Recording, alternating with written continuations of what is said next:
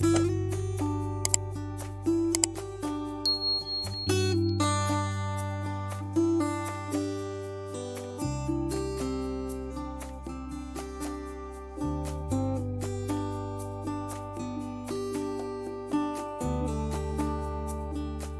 संहिता अध्याय 27। भजन संहिता अध्याय 27। यहोवा परमेश्वर मेरी ज्योति और मेरा उद्धार है, मैं किससे डरूं? यहोवा मेरे जीवन का दृढ़ गढ़ ठहरा है, मैं किसका भय खाऊं? जब कुकर्मियों ने जो मुझे सताते और मुझी से बैर रखते थे, मुझे खा डालने के लिए मुझ पर चढ़ाई की थी, तब वे ही ठोकर खाकर गिर पड़े। चाहे सेना भी मेरे विरुद्ध छावनी डाले, तो भी मैं न डरूंगा। चाहे मेरे विरुद्ध लड़ाई ठन जाए, उस दशा में भी मैं हियाव बांधे निश्चित रहूंगा। एक वर मैंने यहोवा से मांगा है, उसी के यत्न में लगा रहूंगा कि मैं जीवन भर यहोवा के भवन में रहने पाऊं, जिससे यहोवा की मनोहरता पर दृष्टि लगाए रहूं और उसके मंदिर में ध्यान किया करूं, क्योंकि वह तो मुझे विपत्ति के दिन में अपने मंडप में छिपा रखेगा। अपने तंबू के गुप्त स्थान में वह मुझे छिपा लेगा और चट्टान पर चढ़ाएगा। अब मेरा सिर मेरे चारों ओर के शत्रुओं से ऊंचा होगा और मैं यहोवा के तंबू में जय जयकार के साथ बलिदान चढ़ाऊंगा और उसका भजन गाऊंगा। हे यहोवा, मेरा शब्द सुन, मैं पुकारता हूँ, तू मुझ पर अनुग्रह कर और मुझे उत्तर दे। तूने कहा है कि मेरे दर्शन के खोजी हो, इसलिए मेरा मन तुझसे कहता है कि हे यहोवा, तेरे दर्शन का मैं खोजी रहूंगा। अपना मुख मुझसे न छिपा, अपने दास को क्रोध करके न हटा। तू मेरा सहायक बना है। हे मेरे उद्धार करने वाले परमेश्वर, मुझे त्याग न दे और मुझे छोड़ न दे। मेरे माता पिता ने तो मुझे छोड़ दिया है, परंतु यहोवा मुझे संभाल लेगा। हे यहोवा, अपने मार्ग में मेरी अगुवाई कर और मेरे द्रोहियों के कारण मुझको चौरस रास्ते पर ले चल। मुझको मेरे सताने वालों की इच्छा पर न छोड़, क्योंकि झूठे साक्षी जो उपद्रव करने की धुन में है, मेरे विरुद्ध उठे हैं। यदि मुझे विश्वास न होता कि जीवितों की पृथ्वी पर यहोवा की भलाई को देखूंगा, तो मैं मूर्छित हो जाता। यहोवा की बाट जोहता रह, हियाव बांध और तेरा हृदय दृढ़ रहे। हाँ, यहोवा ही की बाट जोहता रह।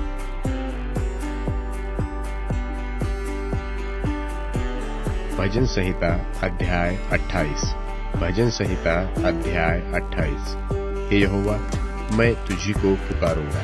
हे मेरी चट्टान, मेरी सुनी अनसुनी न कर। ऐसा न हो कि तेरे चुप रहने से मैं कब्र में पड़े हुओं के समान हो जाऊं, जो पाताल में चले जाते हैं। जब मैं तेरी दोहाई दूं और तेरे पवित्र स्थान की भीतरी कोठरी की ओर अपने हाथ उठाऊं, तब मेरी गिड़गिड़ाहट की बातें सुन ले। उन दुष्टों और अनर्थकारियों के संग मुझे न घसीट, जो अपने पड़ोसियों से बातें तो मेल की बोलते हैं, परंतु हृदय में बुराई रखते हैं। उनके कामों के और उनकी करनी की बुराई के अनुसार उनसे बर्ताव कर। उनके हाथों के काम के अनुसार उन्हें बदला दे। उनके कामों का पलटा उन्हें दे। वे यहोवा के कामों पर और उसके हाथ के कामों पर ध्यान नहीं करते, इसलिए वह उन्हें पछाड़ेगा और फिर न उठाएगा। यहोवा धन्य है, क्योंकि उसने मेरी गिड़गिड़ाहट को सुन लिया है। यहोवा मेरा बल और मेरी ढाल है, उस पर भरोसा रखने से मेरे मन को सहायता मिलती है। इसलिए मेरा मन प्रफुल्लित है और मैं गीत गाकर उसका धन्यवाद करूंगा। यहोवा उनका बल है, वह अपने अभिषिक्त के लिए उद्धार का दृढ़ गढ़ है। हे यहोवा, अपनी प्रजा का उद्धार कर और अपने निज भाग के लोगों को आशीष दे और उनकी चरवाही कर और उन्हें संभाले रह।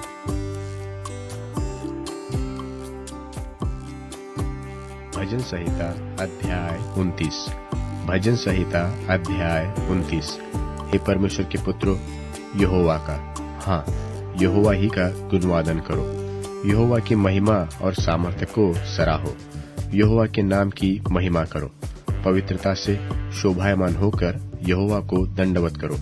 यहोवा की वाणी मेघों के ऊपर सुन पड़ती है। प्रतापी परमेश्वर गरजता है। यहोवा घने मेघों के ऊपर रहता है। यहोवा की वाणी शक्तिशाली है। यहोवा की वाणी प्रतापमय है। यहोवा की वाणी देवदारों को तोड़ डालती है। यहोवा लबानोन के देवदारों को भी तोड़ डालता है। वह उन्हें बछड़े की नाई और लबानोन और शिरियोन को जंगली बछड़े के समान उछालता है। यहोवा की वाणी आग के लपटों को चीरती है। यहोवा की वाणी वन को हिला देती है। यहोवा कादेश के वन को भी कंपाता है। यहोवा की वाणी से हरनियों का गर्भपात हो जाता है और अरण्य में पतझड़ होती है, और उसके मंदिर में सब कोई महिमा ही महिमा बोलता रहता है।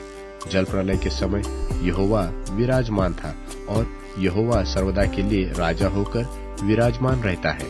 यहोवा अपनी प्रजा को बल देगा। यहोवा अपनी प्रजा को शांति की आशीष देगा।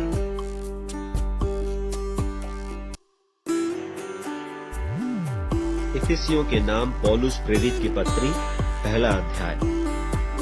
पौलुस की ओर से जो परमेश्वर की इच्छा से यीशु मसीह का प्रेरित है, उन पवित्र और मसीह यीशु में विश्वासी लोगों के नाम जो इफिसुस में हैं, हमारे पिता परमेश्वर और प्रभु यीशु मसीह की ओर से तुम्हें अनुग्रह और शांति मिलती रहे।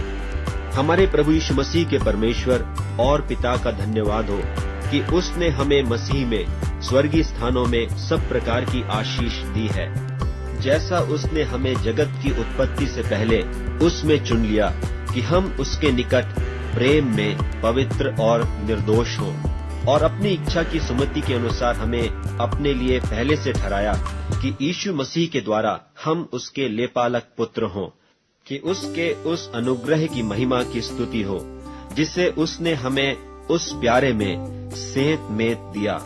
हमको उसमें उसके लोहू के द्वारा छुटकारा अर्थात अपराधों की क्षमा उसके उस अनुग्रह के धन के अनुसार मिला है, जिससे उसने सारे ज्ञान और समझ सहित हम पर बहुतायत से किया, कि उसने अपनी इच्छा का भेद उस सुमति के अनुसार हमें बताया, जिसे उसने अपने आप में ठान लिया था कि समयों के पूरे होने का ऐसा प्रबंध हो कि जो कुछ स्वर्ग में है और जो कुछ पृथ्वी पर है, सब कुछ वह मसीह में एकत्र करे। उसी में जिसमें हम भी उसी की मनसा से जो अपनी इच्छा के मत के अनुसार सब कुछ करता है, पहले से ठहराए जाकर मिरास बने, कि हम जिन्होंने पहले से मसीह पर आशा रखी थी उसकी महिमा की स्तुति के कारण हो।